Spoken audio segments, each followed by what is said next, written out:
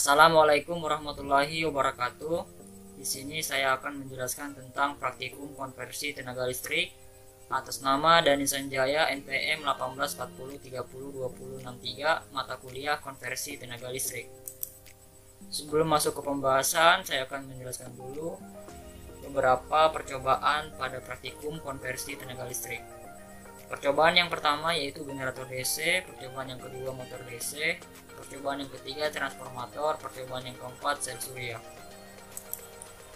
Masuk ke percobaan pertama yaitu generator DC. Pokok pembahasan komponen-komponen utama pada generator DC.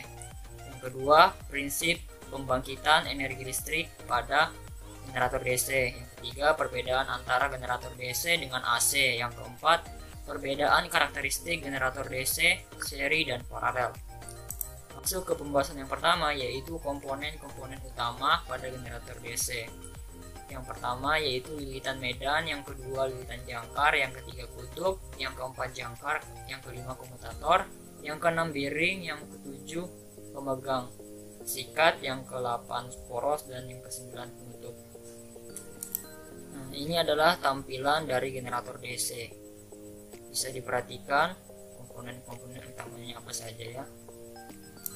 Masuk ke pembahasan yang kedua, prinsip pembangkitan energi listrik pada generator DC. Nah, ini ada gambar. Yang pertama ini adalah komutator untuk AC, yang kedua adalah komutator untuk DC. Bisa kita perhatikan juga hasil siklusnya, yaitu sinusoidal untuk gambar yang pertama. Yang kedua ini dia hanya berupa puncak dengan puncaknya. Penjelasannya yaitu generator DC berbentuk cincin belah dengan menggunakan satu buah cincin yang dibelah menjadi cincin setengah lingkaran yang tidak saling terhubung. Maka arah arus yang seharusnya berbalik setelah menyentuh titik nol akan diputus dan berganti dengan komutator yang lainnya sehingga siklus arus dipertahankan satu arah saja. Jadi karena dia terbelah, nah, jadi yang titik belah, yang hasil belahannya ini adalah titik nolnya. Nanti disitulah yang akan terputus. Yang seharusnya dia berbalik itu tidak bisa terbalik karena dia terputus. Selanjutnya yaitu perbedaan antara generator DC dengan AC. Pada dasarnya generator DC merupakan generator AC, akan tetapi berbeda pada komutatornya yang sudah saya jelaskan tadi. Pada generator AC berupa dua buah cincin lingkaran penuh pada yang masing-masing terhubung ke salah satu kutub pada rotor, sehingga ketika siklus arah arus dari rotor berbalik arah, maka tegangan pun akan terbalik menuju siklus negatif sehingga menghasilkan tegangan bolak-balik yaitu AC. Sementara generator DC berbentuk cincin belah, ya, dengan menggunakan satu buah cincin yang dibelah menjadi cincin setengah lingkaran yang tidak saling terhubung, sehingga maka arah arus yang seharusnya berbalik setelah menyentuh titik nol akan diputus dan berganti dengan komutator yang lainnya, sehingga siklus arus dipertahankan satu arah saja. Pembahasan yang keempat yaitu perbedaan karakteristik generator DC seri dan paralel. Nah, ini adalah grafik perbandingan tegangan output terhadap arus beban. Jadi untuk membedakan karakteristiknya kita bisa melihat grafik perbandingan tegangan output terhadap arus beban. Dan juga bisa melihat dari rangkaiannya yaitu seri dan paralel. Dari grafik karakteristik di atas dapat diketahui bahwa kenaikan nilai arus pada pembebanan generator DC seri memiliki dampak menaikkan tegangan outputnya. Jadi ketika nilai arusnya naik pada beban atau generator ini, maka memiliki dampak untuk menaikkan tegangannya, maka tegangannya akan naik juga. Sebaliknya pada generator DC paralel, kenaikan nilai arus pada beban trafo memberikan dampak penurunan tegangan output atau tegangan luarnya pada generator.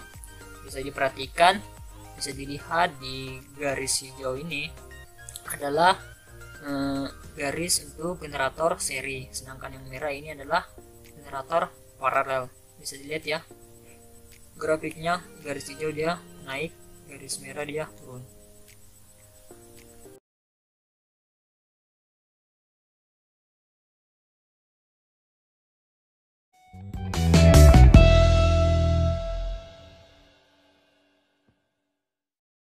Hi and welcome back to my YouTube channel. Have you ever wondered how DC generator works? And what are the basic parts of a DC generator? This video will give you the answers to these questions. We will start with the basic parts of the elementary DC generator. As you can see, the configuration of DC generator is pretty simple. The stator is a fixed part of the DC generator.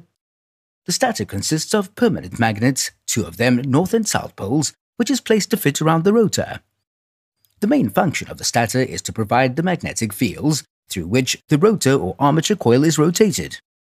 Armature loop are generally placed in slots of armature core. The armature coil is formed by connecting several loops in the series. Armature winding is formed by connecting several coils in series. The armature loop cuts the magnetic field, due to which an electromotive force, EMF, is induced in it. The split ring is a movable device used for reversing the polarity of the current. It's made of copper. The ring is divided through the middle into 2 parts.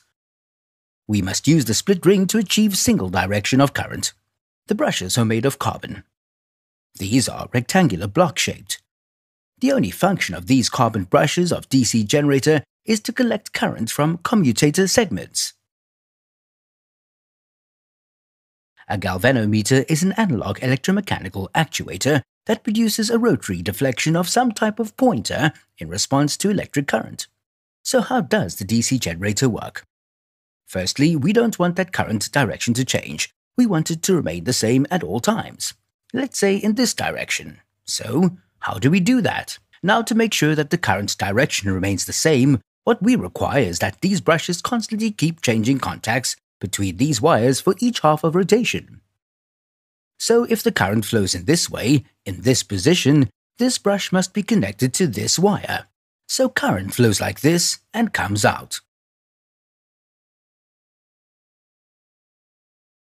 But when the coil rotates, you can see that when the coil comes to this position, the direction of the current changes.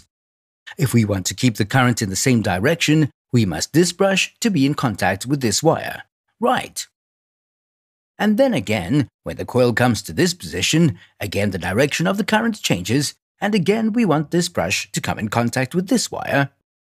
Probably we already learned that. For every half rotation we must change contacts between brushes and wires.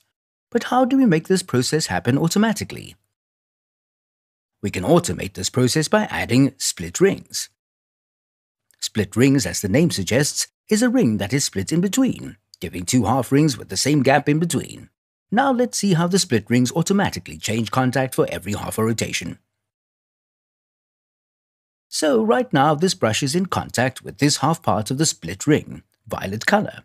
When the coil rotates and comes to this position, the direction of the current changes, and this brush now is in contact with the other half part of the split ring, pink color.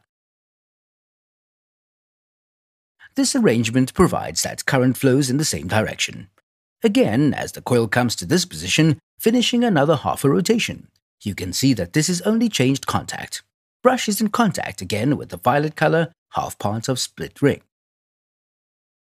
In this way, the DC generator is built, where the current only flows in one direction through any external circuit, and in this arrangement, with brushes and split rings, which helps us to automatically change contacts, we call them commutators.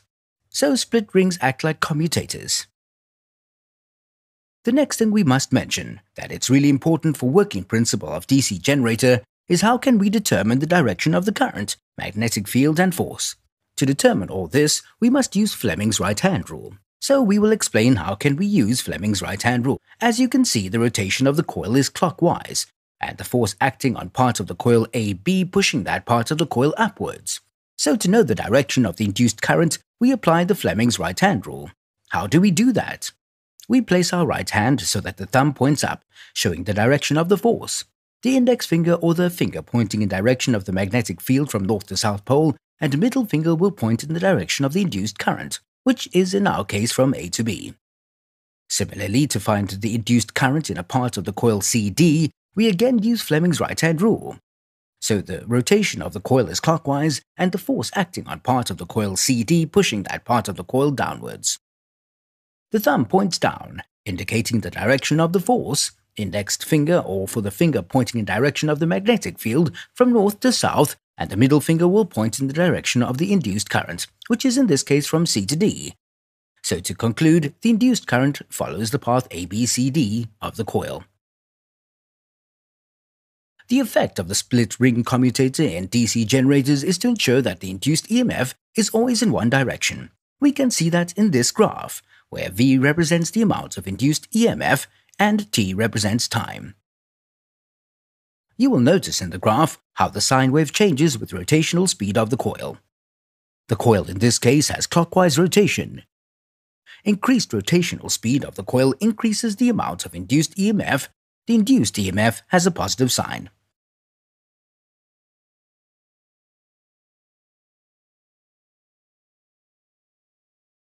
Also, you see the example how the sine wave changes with rotational speed of the coil, when the coil is rotating counterclockwise.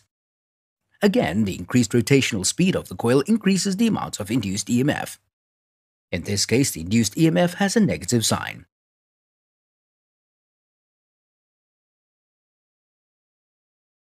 To conclude, the DC generator has many advantages like the design is simple, simple to operate, highly reliable, constant voltage can be achieved, speed control is easy. Also, DC generators are added in many applications like boosters in welding equipment to charge batteries and solar systems in an emergency at your house and offices. I hope that you now know everything about DC generators. Don't forget to subscribe, like and share this video. Watch the rest of my videos on my YouTube channel.